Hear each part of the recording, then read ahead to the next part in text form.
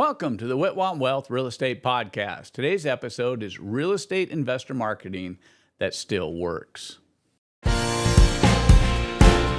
Welcome to the Whitwam Wealth Real Estate Podcast with Scott Whitwam, your blueprint to financial abundance. Settle in as we explore the mindset and methods for wealth building through real estate. Welcome back. I'm Scott Whitwam, and today we'll be discussing real estate investor marketing that still works. What I am not going to talk about today is pay-per-click advertising. I want to focus on some of the less expensive and even free marketing that still works. For those of you who have gotten to the level where you're using pay-per-click, you know that works. It's gotten very competitive. It's gotten very expensive. And so we're not going to actually talk about that today. So if you've been an investor for a long time, you have probably also heard and are likely heard of all of the things that we're going to talk about today at one time or another, and maybe you have even used them. And sometimes we get to a point in our businesses where we start with something, but we find something better. Sometimes it's more expensive, there's more risk to it. But I want to go back kind of to the basics. And the first thing I want to talk about is bandit signs. There was a time when we were heavily invested in bandit signs. We paid people, we'd find them on Craigslist, and we'd get them to pick up our bandit signs, and we would give them a route, tell them all the location, that would show them all the locations where they would need to put in their bandit signs. We had tracking software where we could see the route that they actually went on their phone so that we could get that data from them so that they could get paid. We paid them per sign. And bandit signs are an interesting little thing. For those of you who don't know what they are, they're the little real estate size signs. They're 18 by 24, and they have something on it that says like, "We buy homes for cash." Or if you have a property you bought in the neighborhood, maybe you're using bandit signs to sell it, and you're putting out little signs that say, "Great investment opportunity, 3-bedroom, 2-bath, 50,000 below market," whatever it is. We use those bandit signs, and people that drive up to a stop sign, an intersection, they get to see them. In most of the metropolitan areas, they're actually prohibited or illegal. Most HOAs are prohibited or illegal. So a lot of the bandit signs end up missing. But one of the things that we would do periodically was we would hire people, and they'd go out and they'd stick all the bandit signs in. And then periodically we would drive some of the different routes just to make sure that our bandit signs were actually getting put up, like at the exit of Home Depot or the exit of Lowe's or some of these type of places. They're actually very attractive to people. They get a lot of views. They get a lot of them get picked up and pulled by the city municipalities. They actually, here where we're at in the Phoenix area, they actually have city trucks that are flatbed with small sides on them, and you can see them just filled with bandit signs that they go around and they pick up, from the on-ramps, from the major intersections, those type of things, and they try to keep them fairly clean. But if you put them out on Friday mornings and go back out and have them picked up Sunday evenings or Monday mornings, a lot of times you can get maximum viewage with the loss of a minimal amount of signs. So we would pay people to take the signs out, put them out on Friday, and then pick them up either Sunday night after dark, or they could pick them up early Monday morning to try to limit the amount of signs that we lost, and we can reuse them every week as they went out. And bandit signs work. Think about it. There's a sign in the neighborhood that says, "Hey, we buy homes for cash," whatever your slogan is, fair market, we pay top money, whatever it is, and your phone number there, and somebody's facing a problem. They've got a hoarder home. They may have a probate home. They've got a foreclosure notice. They've got a house that's in ill repair that they're not going to be able to fix. They get relocated for work. You never know what's going to drive a phone call. And if your sign and phone number is there in that neighborhood and has been seen over and over again as they drive by it, we used to pick up phone calls periodically from it. For us, because the territories we were doing, it just became, compared to other things, it became a logistical issue for us, and we decided to pull out. I think I ran into them in the storage container the other day. I think I still got several cases of bandit signs ready to go. when we're ready to get back or ready to start doing it again for any reason. But bandit signs are a great way, and especially if you're just getting into real estate investing, it's a really good way to get a low cost entrance into it. There's plenty of competitive signs out there like Go Big Printing and some of these others that you can get bandit signs really cheap. So that would be my first one is bandit signs. It's a great place to look. The second one that still works today is door knocking. Now, in a lot of municipalities, you've got to have a solicitor's license, which means you got to go down to the city and you've got to register with them. You got to pay them the fee, and then you get a little license. You can put it on a tag that goes over your neck. You can wear it up to the door and go, "Hey, look, I'm licensed with the municipality." You're not going to tell people that, but that's what it says along there. So when you make your pitch, "Hi, homeowner. I buy homes for cash in the neighborhood, and I was just wondering if you'd like to get a cash offer on your home. If you've been thinking about selling, whatever it is." But door knocking works. You never know who you're going to run into, and like most marketing, it's all about a numbers game. How many doors you knock on. Some of the biggest guys in the wholesale side of things is guys that are in the flipping industry. When I talk to them, now they're doing, dozens or hundreds a year of these flips and wholesale deals and stuff. A lot of them started out door knocking.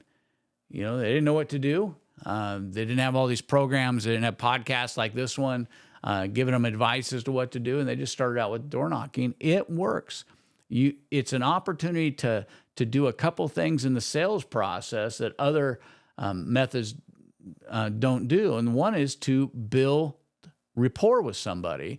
If you knock on the door and say, "Hi, I'm Scott with Cash Offer AZ, and we buy homes in the neighborhood. I've noticed that your roof's in disrepair and the gate's falling down. I didn't know if you were thinking about potentially selling. We'd love to offer you a cash offer on the home." And so now what you have an opportunity, because they're gonna be, "No, I really haven't thought about it." And then their golden retriever comes to the door, right? And go, "Oh, it's a beautiful golden retriever. I remember our golden retriever who we lost some years ago. What a beautiful." Now you're starting to build rapport with the person, right? You came as a salesperson wanting to buy their home, but you found something that you could build rapport with. I've done this with people with cars in the driveway. "Oh, that's a great Mercedes. I had this model, or whatever the case may be. Hey, that's a really nice 72 Chevrolet Chevelle. I used to have a 68, great car, and so you build rapport, you find something of common ground, but door knocking can be really good. You have to have thick skin if you're going to do door knocking. So if you're a new investor getting ready to do this, just realize that when somebody slams the door in your face, somebody tells you never to come back, whatever you run, it's nothing personal. You got to remember, you have no idea what the person's going through. What kind of day they've had, how many other people have knocked on the door, how many phone calls they've received. You don't know any of that stuff from other people looking to buy their house. So if people slam the door at you, if they call you colorful names, you just got to shake it off and go to the next house and just keep knocking on doors. But door knocking is still a very viable means of finding properties in this marketplace, especially as prices have stayed, elevated. A lot of people, even with junk houses or what I'd call troubled houses, are looking for, opportunities to sell those on a retail market. And of course, we're looking for that 5% to 7%, that are willing to sell on a wholesale market. So just on pure numbers game, you're going to have to knock on, 95 doors to get 5, or 100 doors to get 5 deals. 95 will be no's, 5 potentially could be yeses. But you got to realize you're competing against a lot of other people. You're competing against the big guys who are spending, tens of thousands of dollars on pay-per-click, that are bidding outrageous amounts per click on things. But door knocking works. And again, the nice thing about door knocking, it gives you the opportunity to build rapport with the client immediately upon making interaction with them. The third, postcards and yellow letters. Yes, direct mail still works. You do get, phone calls on them. A lot of the phone calls are, please take me off your mailing list. Well, if you're doing postcards and yellow letters properly, whether you're doing them every door direct or whether you're just sending them through mass postal blast, you have no idea whose addresses. Now, we use obviously a tool for defining where we're going to send the postcards in yellow letters. We look for things like people who have owned their houses over 5 years, people who have, more than 40% equity in the house, people who have liens on their property, people who are non-owner occupants. So we kind of try to narrow our selection down for where we're going to send the postcards and the yellow letters and try to get it to the people who are likely more motivated to sell. It's much more likely that somebody who's got equity would be willing to sell a house for cash in ill repair versus somebody that just bought the house, a year ago. So we're looking for motivated prospects, the people that we can find that may be motivated, and we're sending postcards and yellow letters to the house. Do we just send one to each house and then forget about it? No, we actually create a mailing marketing, I would say it scheme, but it's not not bad scheme, but just a schema, a way of doing it. So we may send a postcard every other week, and then we may send a yellow letter every other week for 4 weeks, and then we may start hitting them with a postcard once a month if we've got a good area and a good mailing list, because what we want to be is top of mind. People may not be ready to sell today. And if you only hit them with one, yours is going in the recycle bin and may never see it. But what if after 4 or 5 times they've seen it and said, maybe we do need to sell? Well, now your postcard or the letter that you sent them that looks like it was handwritten, it's on a yellow notepad versus a white, business-looking computer-generated letter. Now all of a sudden that ends up on the fridge. And before long you start to get phone calls. So postcards and yellow letters still work. And again, you can order those through some of the big consolidators and get them pretty cheap. You can utilize either your local title company. We utilize a tool which you can get through our coaching program in order to build our own databases that we mail to. Or you can just go to the post office and with postcards and do an every door direct drop, and they will deliver to every door in a certain zip code for you. So there's a lot of opportunity there. They still work. We still have postcards. We still use postcards, and it's still part of our thing. It's not our main source of marketing, but it's one that we still use. The fourth one is what has been labeled driving for dollars. What does that mean? It means you're driving around looking for opportunities. So instead of just doing the yellow letters and postcards to areas that are based upon certain criteria or mailing to everybody in a certain zip code, you drive neighborhoods. And when you find a house that looks like it is in need of some maintenance, you start marketing to that house. You could go up and do a door knock on that house. You could go up and leave a postcard on that house immediately.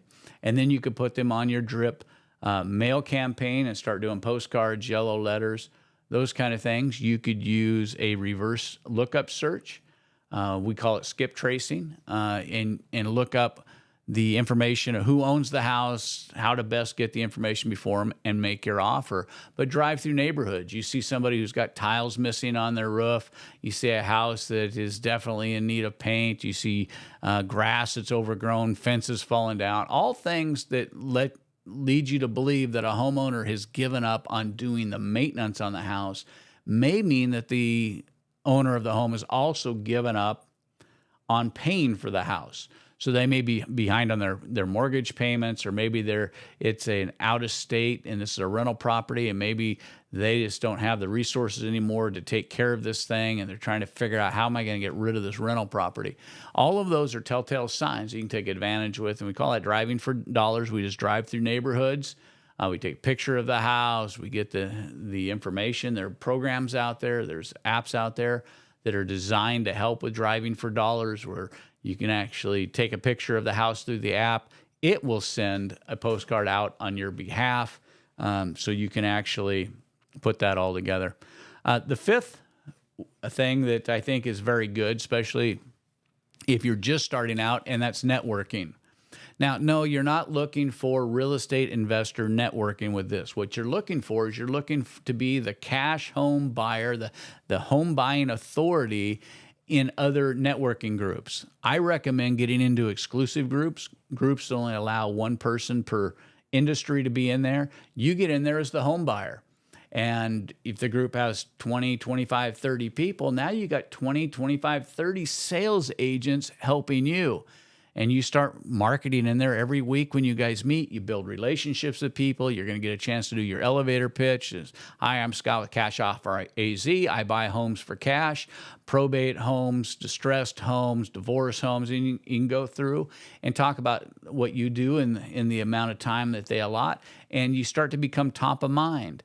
And then when somebody has a cousin or brother-in-law who's the executor of a estate, a probate home they've got to get rid of, you get the call. When somebody finds out that you buy houses that are in ill repair, they may know a neighbor or something that has a house in ill repair. We get calls sometimes from neighbors. They go, "Hey, I went and talked to my neighbor, but I'm calling you. They would like to sell their house. They need a cash offer." Well, the reason they're doing it, they're motivated. Maybe the neighbor has lost their job. They got junk cars in the front yard. The house is in horrible shape, and it's really becoming an eyesore of the neighborhood. So now the neighbors, through your networking, become your sales agents to help bring deals in. And we've had deals come in simply through networking from people that we've solved the problem for them by buying a house in their neighborhood. I actually had during I was working with another investor doing a home inspection, and an owner walked across and said, "Hey, are you guys buying this house?" I said, "Well, I'm not. One of my my investor students is buying this house." He said, "Are you interested in buying my house?" I said, "I absolutely am." And so I actually wrote a contract on the house and then called the investor, a student that was working on the house next door. And I said, "Hey, you want another house right next door?" And I wholesaled the deal. And, I didn't have to do anything. I just showed up. Somebody walked across, said, "Hey, can you solve a problem I have?" And I did. I wholesaled it, made an investor student very happy, made good money on the wholesale deal. And this all came through, a networking opportunity that developed all of this. And so in that neighborhood, I've been responsible for purchasing the 4 homes right there in a little tiny area, group on this little cul-de-sac road. And it all started with networking. So you never know where this networking will lead. But again, it is a great opportunity to increase your sales force. And you just go in and you go, "Well, I've never bought a house." Well, they don't know that. Just go in and utilize the information that you've learned through our podcast, or if you're in our coaching program, utilize that information and walk in and just say, "Hey, I buy homes for cash," and talk about what you buy. And then you can always, if the deal is right, you will always find somebody who can finance it. So final thoughts. My final thoughts are utilize some of these techniques that maybe even we've gone from. There's some of them that we've gone back to. Every now and then you'll find that some of these old techniques that you used are still good players in our marketplace, especially if inventory is shortage, you're having a hard time getting the numbers that you need. Go back and go through the things that maybe you've abandoned for certain reason, and now they make sense. And if you're newly getting into this, find the things that you can do economically, the things that work for you well, and the things that you can be committed and stick to, and it'll bring about great profits to your real estate investing business. I want to thank you for joining me on this episode of the Whitwam Wealth Real Estate Podcast. Be sure to check out our growing list of previous episodes on other real estate investing topics. I invite you today to subscribe and be part of our growing community. You can always find the Whitwam Wealth Real Estate Podcast on Apple Podcasts, Spotify, iHeart Podcast, YouTube, or wherever you enjoy listening to podcasts. This is Scott Whitwam. Be sure to join me on our next episode of the Whitwam Wealth Real Estate Podcast, where we're wealth building through real estate.